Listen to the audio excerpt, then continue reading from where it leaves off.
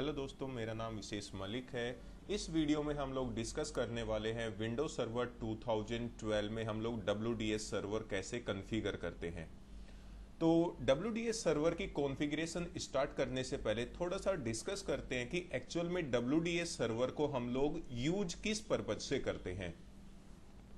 तो WDS stand for Windows deployment services. तो WDS को थोड़ा सा एक्सप्लेन करने के लिए मैं यहाँ पर एक पिक्चर की हेल्प लूंगा। जैसे कि मान लीजिए मैंने यहाँ पर स्विच के थ्रू कुछ क्लाइंट कंप्यूटर्स को आपस में कनेक्ट किया हुआ है, ठीक है। और इन सभी कंप्यूटर्स पर मुझे कोई भी विंडोज ऑपरेटिंग सिस्टम इंस्टॉल करना है। तो विंडोज ऑपरेटिंग सिस्टम इन सभी कंप्यूटर्स पर या इस एंटायर नेटवर्क पर इंस्टॉल करने के लिए हमारे पास में दो मेथड है। या तो आप बूटेबल डीवीडी या बूटेबल पेन ड्राइव के थ्रू वन बाय वन हर एक कंप्यूटर पर जाओ और विंडोज ऑपरेटिंग सिस्टम की इंस्टॉलेशन कंप्लीट करो, ठीक है। यानी कि हर एक सिस्टम पर आपको मैन्युअली जाना पड़ेगा और बूटेबल डीवीडी या बूटेबल पेन ड्राइव के थ्रू आप इन सभी कंप्यूटर्स में विंडोज ऑपरेटिंग सिस्टम इंस्टॉल करोगे। डियर, ये पॉसिबिलिटी है केवल एक स्मॉल नेटवर्क पर जहां पर 10 या 20 कंप्यूटर्स अवेलेबल है। 10 या 20 कंप्यूटर्स में तो पॉसिबल है कि आप हर एक सिस्टम पर वन बाय वन मैन्युअली जाओ और एक एक करके सभी सिस्टम पर आप ऑपरेटिंग सिस्टम इंस्टॉल करो। लेकिन जिस नेटवर्क के अंदर 100 कंप्यूटर्स है, 200 कंप्यूटर है या 300 है, 500 है, शायद उसमें पॉसिबल नहीं है कि आप हर एक सिस्टम पर मैन्युअली जाओ और ऑपरेटिंग सिस्टम इंस्टॉल करो। तो इस पर्पज से हम लोग यूज करते हैं WDS सर्वर। यानी कि अगर आप एक लार्ज नेटवर्क पर क्लाइंट कंप्यूटर्स पर कोई भी विंडोज ऑपरेटिंग सिस्टम इंस्टॉल करना चाहते हैं तो उसके लिए हम लोग यूज करते हैं WDS सर्वर। अब थोड़ा सा और डीपली डिस्कस करते हैं।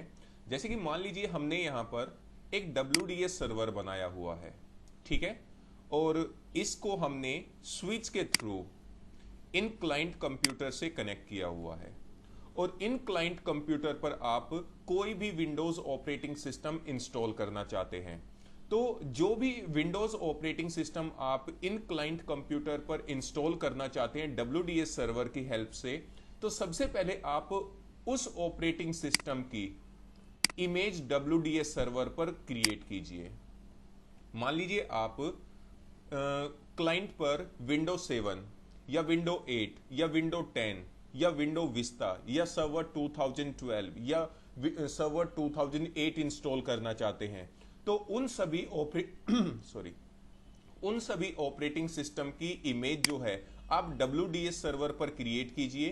फिर WDS सर्वर जो है वो नेटवर्क की हेल्प से इन सभी क्लाइंट कंप्यूटर्स पर वो ऑपरेटिंग सिस्टम प्रोवाइड कर देगा या इंस्टॉल कर देगा। तो डियर, इस तरह हम लोग यूज करते हैं WDS सर्वर। अब आगे हम लोग डिस्कस करते हैं कि WDS सर्वर कॉन्फ़िगर करने के लिए इस सिस्टम पर मिनिमम रिक्वायरमेंट क्या क्या होती है। तो WDS सर्वर को कॉन्फ़िगर करने के लिए आपको इन सभी रिक्वायरमेंट को फुलफिल करना होता है। जैसे कि जिस भी सिस्टम पर आप WDS सर्वर कॉन्फ़िगर करना चाहते हैं उस पर सबसे पहले आपको सर्वर 2012 इंस्टॉल करना होगा, ठीक है। WDS सर्वर पर आपको स्टैटिक IP एड्रेस प्रोवाइड करना होगा। थर्ड रिक्वायरमेंट होती है एक्टिव डायरेक्टरी इंस्टॉल करना पड़ेगा। DNS सर्वर इंस्टॉल और कॉन्फ़िगर करना पड़ेगा। फिफ्थ रिक्वायरमेंट होती है DHCP सर्वर इंस्टॉल और कॉन्फ़िगर होना चाहिए। एडमिनिस्ट्रेटर यूजर लॉगिन होना चाहिए। सेवेंथ रिक्वायरमेंट होती है NTFS फाइल सिस्टम होना चाहिए। और लास्ट रिक्वायरमेंट होती है कि आपके पास में उस ऑपरेटिंग सिस्टम की ISO फाइल या फिर बूटेबल DVD होनी चाहिए जो ऑपरेटिंग सिस्टम आप WDS सर्वर की हेल्प से इन क्लाइंट पर इंस्टॉल करना चाहते हैं। तो ये कुछ रिक्वायरमेंट्स होती है WDS सर्वर को इंस्टॉल और कॉन्फ़िगर करने के लिए। तो अब हम लोग प्रैक्टिकल स्टार्ट करते हैं।